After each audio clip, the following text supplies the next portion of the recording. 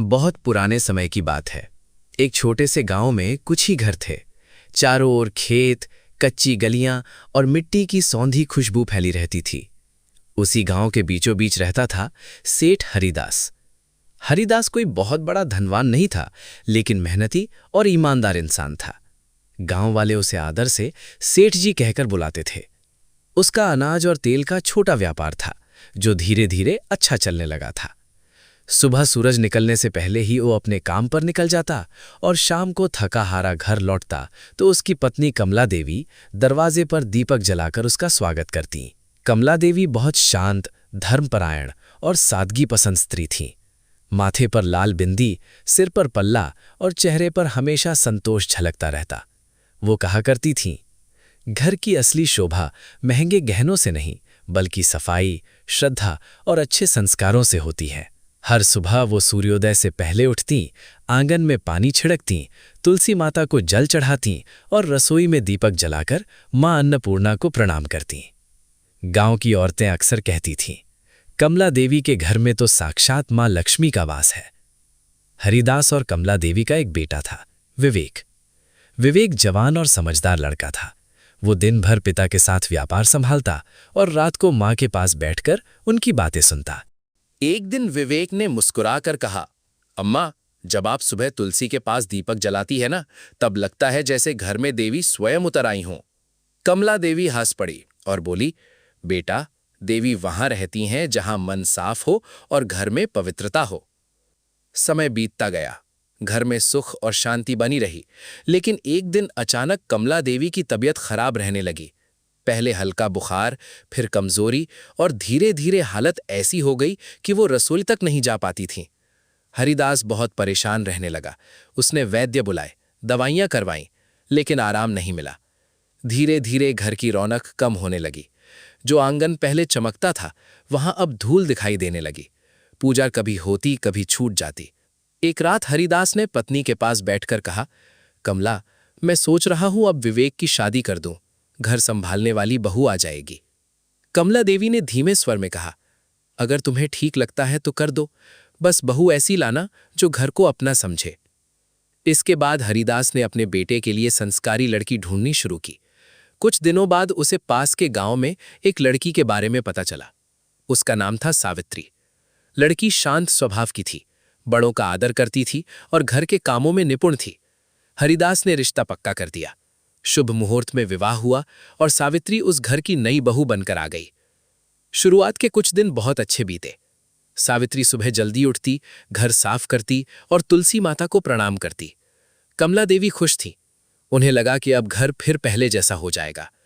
लेकिन धीरे धीरे सावित्री की आदतें बदलने लगीं। अब वो देर तक सोने लगी। आंगन की सफाई समय पर नहीं होती। रसोई में झूठे बर्तन रात भर पड़े रहते। एक सुबह कमला देवी ने देखा कि सूरज निकल आया है, लेकिन सावित्री अभी तक सो रही है। उन्होंने प्यार से कहा, बेटी, सुबह जल्दी उठने से घर में सकारात्मक ऊर्जा आती है। देर तक सोने से आलस्य बढ़ता है और बरकत कम होने लगती है।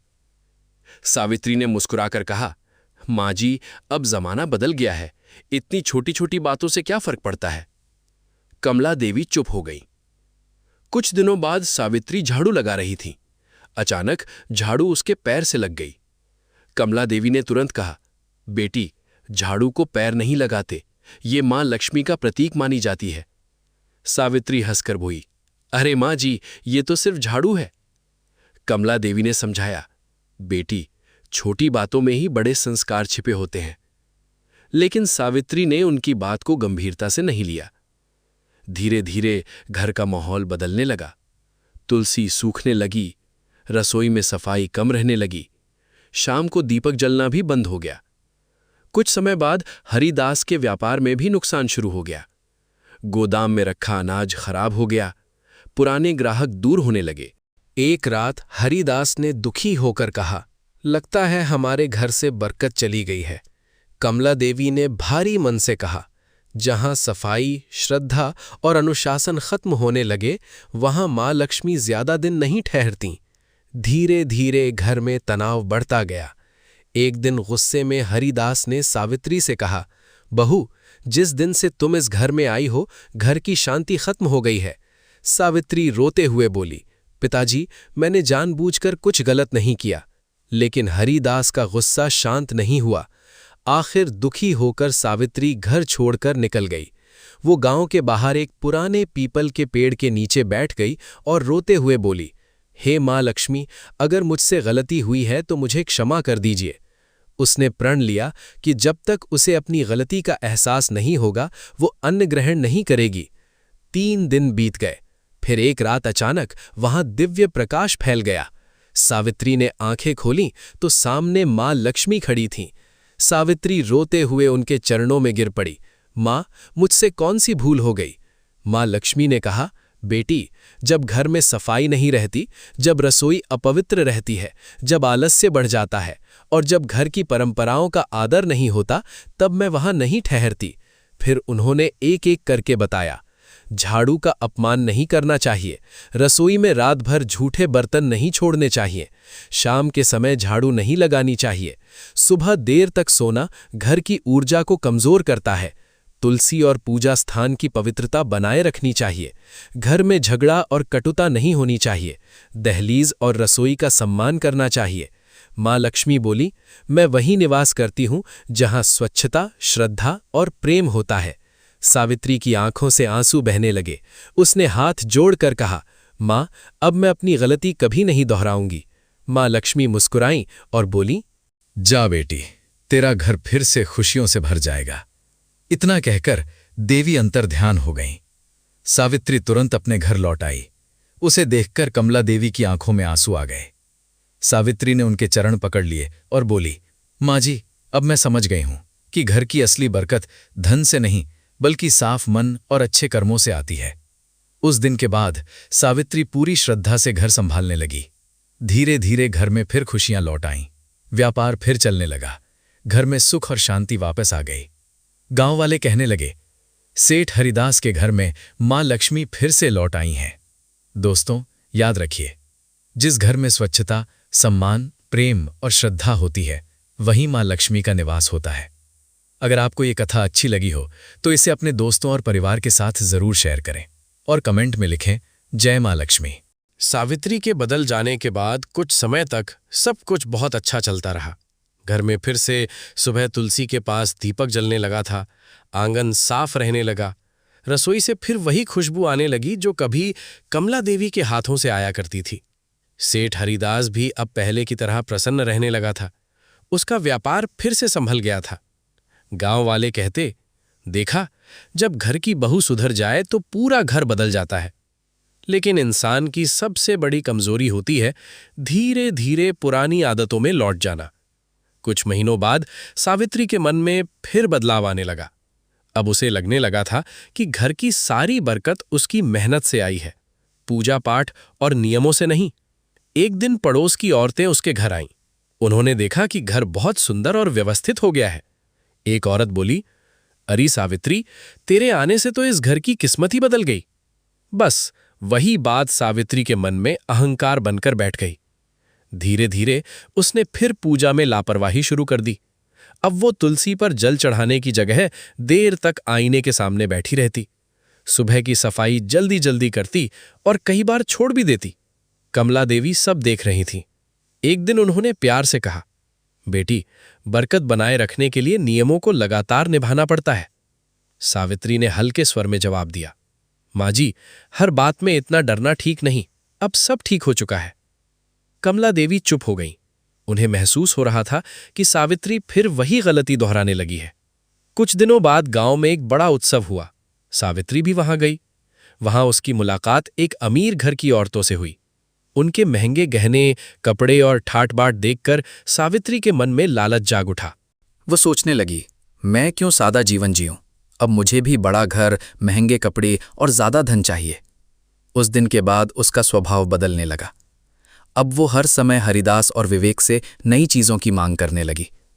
मुझे सोने का हार चाहिए, घर में नया फर्नीचर आना चाहिए, अब ये पुराना सामान अच्छा नहीं लगता।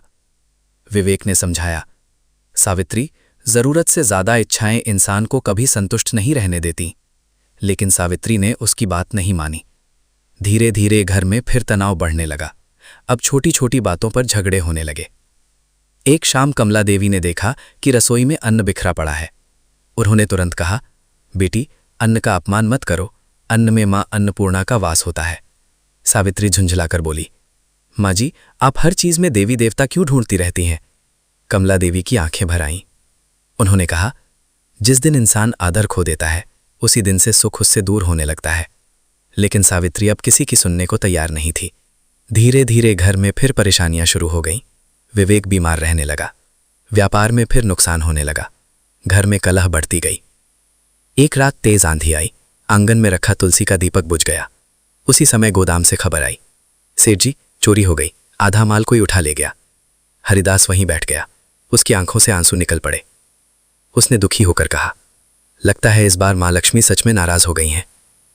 उधर सावित्री भी अब डरने लगी थी। उसे बार बार मां लक्ष्मी की कही बातें याद आने लगी। उस रात उसे नींद नहीं आई। आधी रात को उसे ऐसा लगा जैसे आंगन में कोई खड़ा हो। वो बाहर आई तो देखा तुलसी के पास हल्की दिव्य रोशनी फैली हुई थी। सावित्री कांप गई। उसी रोशनी से एक आवाज आई, सावित्री, इंसान जब अपनी गलतियों को भूल जाता है तब सुख भी उसका साथ छोड़ देता है। सावित्री डर से रो पड़ी। वो समझ चुकी थी कि इस बार गलती उससे फिर हुई है और अब उसे अपने अहंकार की कीमत चुकानी पड़ेगी। उस रात के बाद सावित्री पूरी तरह बदल गई। उसके मन में डर भी था और पछतावा भी। सुबह होते ही वो सबसे पहले तुलसी के पास गई। कांपते हाथों से उसने दीपक जलाया और आंखों में आंसू भरकर बोली, हे मां लक्ष्मी, मुझे क्षमा कर दीजिए, मैंने फिर से अहंकार कर लिया। कमला देवी दूर खड़ी सब देख रही थीं। उनके चेहरे पर दुख भी था और उम्मीद भी। उस दिन पहली बार सावित्री ने खुद आकर उनके चरण छुए और बोली, माँ जी, आपने सही कहा था, जब इंसान नियमों और संस्कारों को भूल जाता है तब बरकत भी उससे दूर चली जाती है। कमला देवी ने उसके सिर पर हाथ फेरते हुए कहा, बेटी, गलती करना बुरा नहीं, गलती समझकर बदल जाना सबसे बड़ी बात होती है। उस दिन के बाद सावित्री ने पूरे मन से घर संभालना शुरू कर दिया। अब वो सूरज निकलने से पहले उठती, आंगन साफ करती, तुलसी माता को जल चढ़ाती, रसोई को हमेशा स्वच्छ रखती। धीरे धीरे घर का माहौल फिर बदलने लगा। विवेक की तबीयत भी सुधरने लगी। व्यापार में छोटे छोटे फायदे होने लगे। लेकिन इस बार एक नई समस्या सामने आने वाली थी। गांव में ही रहने वाला एक आदमी था, भैरव साहू। वो बहुत चालाक और लालची व्यापारी था। उसे हरिदास की बढ़ती इज्जत से जलन होती थी। जब उसने देखा कि सेठ का व्यापार फिर संभलने लगा है तो उसके मन में ईर्ष्या भर गई। एक दिन वो अपने साथी से बोला, जब तक हरिदास गांव में रहेगा लोग मुझे कभी बड़ा व्यापारी नहीं मानेंगे। उसने हरिदास को नुकसान पहुंचाने की योजना बनानी शुरू कर दी। कुछ दिनों बाद भैरव ने गांव में अफवाह फैलानी शुरू कर दी कि हरिदास का व्यापार अब नकली और घटिया सामान बेचता है। धीरे धीरे लोग बातें करने लगे, पुराने ग्राहक भी शक करने लगे। एक शाम विवेक परेशान होकर घर आया और बोला, बाबा, लोग अब हम पर भरोसा नहीं कर रहे। हरिदास दुखी होकर बोला, मैंने जिंदगी भर ईमानदारी से काम किया, फिर भी लोग इतनी जल्दी बदल गए। सावित्री ये सब सुन रही थी। अब वो पहले वाली लापरवाह बहू नहीं रही थी। उसने शांत स्वर में कहा, पिताजी, सच को ज्यादा देर तक कोई झूठ नहीं दबा सकता। कमला देवी मुस्कुराईं। उन्हें पहली बार लगा कि सावित्री अब सच में समझदार हो चुकी है। उधर भैरव अपनी चालों में लगा हुआ था। एक रात उसने चोरी छिपे हरिदास के गोदाम में खराब अनाज सखवा दिया ताकि अगली सुबह गांव वालों के सामने उसकी बदनामी हो सके। सुबह होते ही गांव में हंगामा मच गया। लोग चिल्लाने लगे, सेठ जी खराब अनाज बेच रहे हैं। हरिदास स्तब्ध रह गया। विवेक गुस्से से भर उठा। लेकिन तभी सावित्री आगे आई। उसने भीड़ से कहा, अगर मेरे ससुर दोषी हैं तो सबूत भी होगा। बिना सच जाने किसी पर आरोप लगाना पाप है। गांव वाले शांत हो गए। सावित्री सीधे गोदाम के अंदर गई। वो ध्यान से सब देखने लगी। अचानक उसकी नजर एक बोरी पर पड़ी जिस पर भैरव साहू की दुकान की मुहर लगी हुई थी। सावित्री समझ गई कि यह सब साजिश है। उसने तुरंत वो बोरी सबके सामने लाकर रख दी और बोली, ये अनाज हमारे गोदाम का नहीं है। भीड़ में खुसुर फुसुर शुरू हो गई। तभी गांव का मुखिया भी वहां पहुंच गया। उसने जांच करवाई तो सच सामने आ गया। भैरव का नौकर डर के मारे सब सच बोल बैठा। पूरा गांव भैरव पर थूकने लगा। मुखिया ने गुस्से में कहा, जो आदमी दूसरे की मेहनत और इज्जत छीनने की कोशिश करे उससे बड़ा दरिद्र कोई नहीं। भैरव शर्म से सिर झुकाकर खड़ा रह गया। उधर हरिदास की आंखों में आंसू आ गए। उसने सावित्री की ओर देखकर कहा, बहू, आज तूने सिर्फ इस घर की नहीं, हमारी इज्जत की भी रक्षा की है। सावित्री भावुक होकर बोली, पिताजी, पहले मैं घर की असली मर्यादा नहीं समझती थी, लेकिन अब जान गई हूं कि जहां सच्चाई और सम्मान हो वहीं मां लक्ष्मी का वास होता है। उस दिन के बाद गांव में सावित्री की बहुत इज्जत होने लगी। लोग अपनी बेटियों को उसका उदाहरण देने लगे। लेकिन कहानी अभी खत्म नहीं हुई थी, क्योंकि भैरव के मन में बदले की आग अभी भी जल रही थी। भैरव साहू बाहर से भले ही शांत दिखाई दे रहा था, लेकिन भीतर ही भीतर उसके मन में बदले की आग धधक रही थी। पूरा गांव अब सावित्री और सेठ हरिदास की तारीफ कर रहा था। जहां पहले लोग शक कर रहे थे, वहीं अब कहते थे, सच और संस्कार की जीत होकर ही रहती है। लेकिन भैरव ये सब सह नहीं पा रहा था। एक रात वो अकेला अपने घर में बैठा बड़बड़ा रहा था, जब तक हरिदास और उसका परिवार इस गांव में सम्मान पाएगा, लोग मुझे कभी नहीं पूछेंगे। उसी गुस्से में उसने आखिरी चाल चलने का फैसला किया। कुछ दिनों बाद गांव में वार्षिक लक्ष्मी पूजा का बड़ा उत्सव आने वाला था। पूरे गांव में तैयारियां शुरू हो गईं। हर घर की सफाई हो रही थी, दीपक बनाए जा रहे थे, औरतें रंगोली बना रही थीं। कमला देवी ने भी घर में पूजा की तैयारी शुरू कर दी। सावित्री अब पहले से बिल्कुल बदल चुकी थी। वो पूरे मन से घर सजाती, रसोई संभालती और हर काम श्रद्धा से करती। एक शाम कमला देवी ने मुस्कुराकर कहा, बेटी, अब इस घर में फिर वही शांति लौट आई है जो सालों पहले थी। सावित्री की आंखें भर आईं। उसने कहा, माँ जी, ये सब आपके संस्कारों की वजह से है। उधर भैरव ने अपनी चाल चल दी। पूजा से एक रात पहले उसने चोरी छिपे हरिदास के घर के बाहर गंदगी फिकवा दी, ताकि सुबह गांव वालों के सामने उनकी बदनामी हो सके। उसकी बातें सुनकर पूरा माहौल शांत हो गया। हरिदास आगे बढ़ा और बोला, भैरव, अगर इंसान अपनी गलती मान ले तो वही उसके बदलने की शुरुआत होती है। भैरव रो पड़ा। उसने हाथ जोड़कर कहा, मुझे माफ कर दो सेठ जी, मैंने आपका बहुत बुरा चाहा। तभी कमला देवी बोली, सच्ची लक्ष्मी सिर्फ धन नहीं होती, घर की शांति, प्रेम, सम्मान और सच्चाई ही असली समृद्धि है। गांव के सभी लोग चुपचाप उनकी बातें सुनते रहे। उसी शाम पूरे गांव में लक्ष्मी पूजा हुई। जब सावित्री ने आंगन में दीपक जलाया तो ऐसा लगा जैसे पूरा घर दिव्य रोशनी से भर गया हो। हल्की हवा चली, तुलसी के पत्ते हिले और कमला देवी मुस्कुराकर बोली, देखना, मां लक्ष्मी फिर से इस घर में आ चुकी हैं। धीरे धीरे सब कुछ बदल गया। हरिदास का व्यापार पहले से भी ज्यादा अच्छा चलने लगा। विवेक और सावित्री का जीवन सुखमय हो गया। भैरव ने भी अपना व्यवहार बदल लिया और ईमानदारी से काम करने लगा।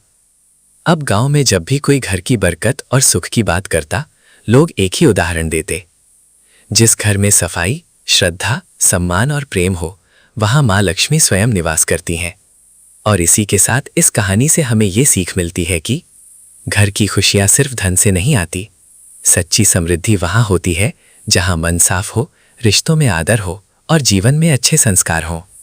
अगर आपको मां लक्ष्मी और सावित्री की ये कथा पसंद आई हो तो इसे अपने परिवार और दोस्तों के साथ जरूर साझा करें और कमेंट में लिखें। दोस्तों, वीडियो पसंद आई हो तो चैनल को सब्सक्राइब करें। धन्यवाद। जय मां लक्ष्मी।